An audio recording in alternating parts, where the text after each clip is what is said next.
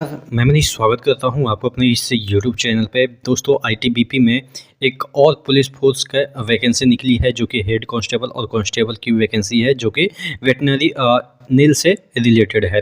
तमाम चीज़ों के बारे में डिस्कस करेंगे, कौन कौन से एलिजिबल हैं, क्या क्या क्राइटेरिया है, क्या क्या आपको पैसे लगेंगे फॉर्म के लिए। तमाम चीज़ों के बारे में डिस्कस करेंगे। चैनल पे नए हैं तो सब्सक्राइब जरूर कर लीजिएगा। यहाँ पे देखिएगा जो ये फॉर्म का जो डेट है वो आपके 12 अगस्त से लेके 10 सितंबर के बीच है। यहाँ पे अगर हम बात करें तो वैकेंसी का यहाँ पे तो head constable dresser veterinary male का वैकेंसी है, फीमेल का वैकेंसी है। उसके बाद कांस्टेबल एनिमल ट्रांसपोर्ट की वैकेंसी है, दोनों मेल और फीमेल में। कांस्टेबल नीमैन की वैकेंसी है जो कि ओनली मेल के लिए है। यहाँ पे अगर हम हेड कांस्टेबल की बात करें तो 9 वैकेंसी है। उसके बाद कांस्टेबल की वैकेंसी जो की है वो 115 है। उसके बाद कांस्टेबल एनिमल ट्रांसपोर्ट की वैकेंसी जो है वो आपके कांस्टेबल नीलमैन की वैकेंसी है वो आपके 4 हैं। ठीक है, अब देख लेते हैं नीचे जाके ये जो वेबसाइट है, इस वेबसाइट पे जाके आप रिक्रूटमेंट का जो है वो फॉर्म भर सकते हैं। उसके बाद यहाँ पे देखिएगा हेड कांस्टेबल की जो वैकेंसी है वो लेवल 4 की वैकेंसी है। यहाँ पे आपको 55,000 प्लस के तकरीबन इंसेंटिव मिला के आपको सैलरी मिल जाएंगे। उसके बाद कांस्टेबल एनिमल ट्रांसपोर्ट और कांस्टेबल नीमैन की वैकेंसी जो है वो लेवल आपके 3 की वैकेंसी है। यहाँ पे आपको 50,000 के अराउंड सैलरी मिल जाते हैं। उसके बाद अदर अलाउंस वगैरह, वही सैलरी की बात कर रहे हैं, अलाउंस वगैरह मिला के आपको जो है वो 50 और 55 मिल जाते हैं। एज लिमिट की बात करें 18 से 17 रखा गया है कांस्टेबल ड्रेसर और नीमैन की, जो कि 18 से 17 है। उसके बाद कांस्टेबल एनिमल ट्रांसपोर्ट की हम बात करें तो यहाँ पे 18 से 25 ईयर रखा गया है। एजुकेशनल क्वालिफिकेशन की हम बात करें तो हेड कांस्टेबल के लिए आपको 12th पास होना चाहिए। उसके बाद यहाँ पे दे रखा है कि मिनिमम डिप्लोमा या वेटनरी कोर्स होना चाहिए या certificate of minimum 1 year duration related to veterinary आपके होने चाहिए इस वैकेंसी के लिए।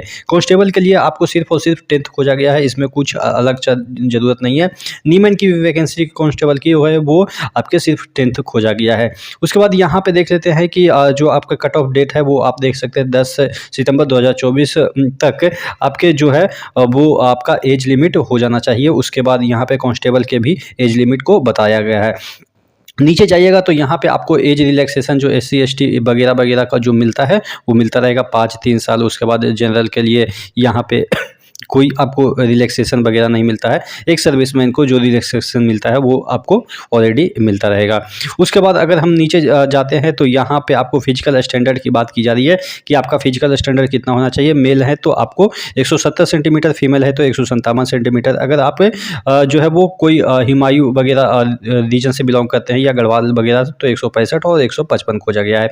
चेस्ट की बात करें तो यहाँ पे 80 और 85 खोजा गया है। 78 और 83 यहाँ पे रीजन वाइज खोजा गया है कि अगर आप पहाड़ी क्षेत्रों से हैं। यहाँ पे देखिएगा SC ST कैंडिडेट वगैरह वगैरह को जो आपको चेस्ट और हाइट में छूट मिलता है वो आपको मिलता रहेगा।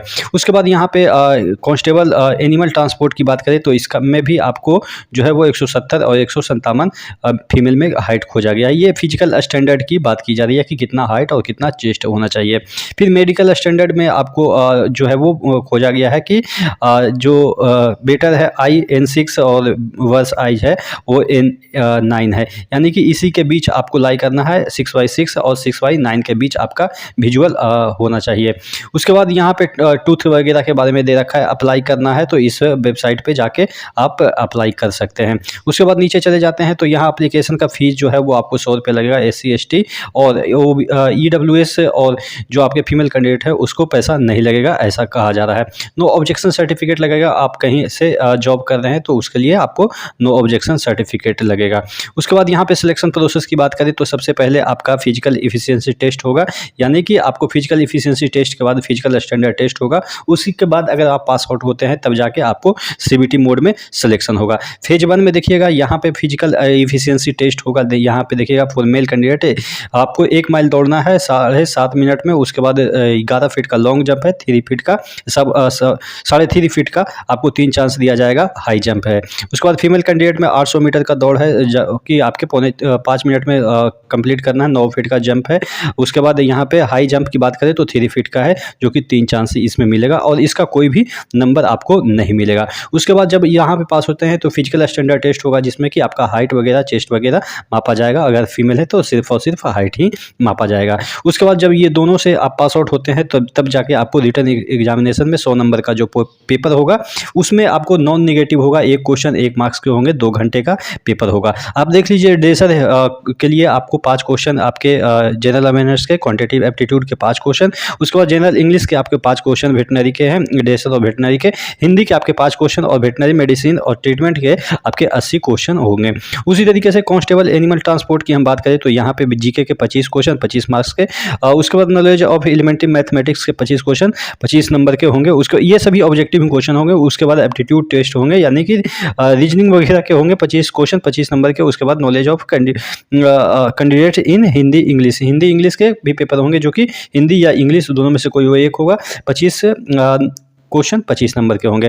उसके बाद नीमैन की जो वैकेंसी है उसके बाद उसमें भी आपको 5 क्वेश्चन जनरल अवेयरनेस के, क्वांटिटेटिव एप्टीट्यूड के 5 क्वेश्चन होंगे और जनरल हिंदी या इंग्लिश के 10 क्वेश्चन होंगे 10 नंबर के। उसके बाद डॉग हैंडलिंग नी मैनेजमेंट, यानी कि आपको कुत्ते के देखभाली वगैरह के बारे में पूछा जाएगा। 80 क्वेश्चन 80 क्वेश्चन 80 नंबर के, 2 घंटे में ये टोटल पेपर होगा। इसी के आधार पे आपका मेरिट बनेगा। उसके बाद यहाँ पे मिनिमम मार्क्स लाने हैं जो कि 35 वगैरह लाने हैं, और ये सब तो लिखा रहता है।